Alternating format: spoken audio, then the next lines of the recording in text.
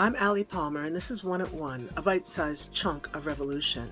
For the past 52 weeks, we have brought you every week a feminist change maker dedicated to lifting the world for all women. Megan Smith, I'm the 3rd United States Chief Technology Officer. Vote pro-choice in every election. I represent the 7th Congressional District in the state of Washington. Combat gun violence. And creating equality in 52 different ways.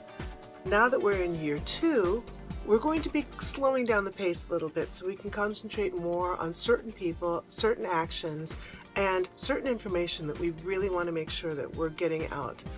There is so much to learn, and we'll do our best. This past week, 3 things had happened, and we want to make sure that we address all 3 of them. These issues disproportionately affect women, the fastest growing population behind bars.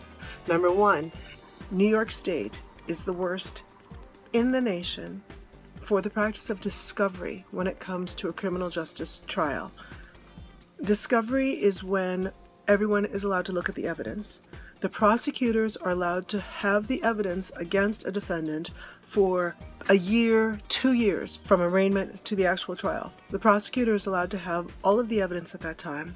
The defendant does not get it until the jury is impaneled and they are sitting in the courtroom. That's the first time the defendant gets to see the evidence against them. At which point, the defendant's lawyer says, "Judge, please, we need some time. We need 2 weeks to go over all these boxes of evidence."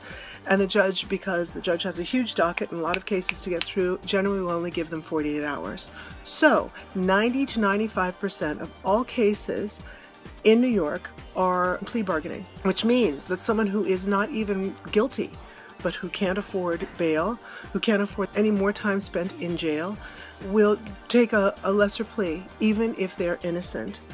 New York State has more false imprisonments than any other state in the nation. This week, Governor Cuomo has before him legislation that is going to change this pernicious system, but what the governor is voting on is incorrect.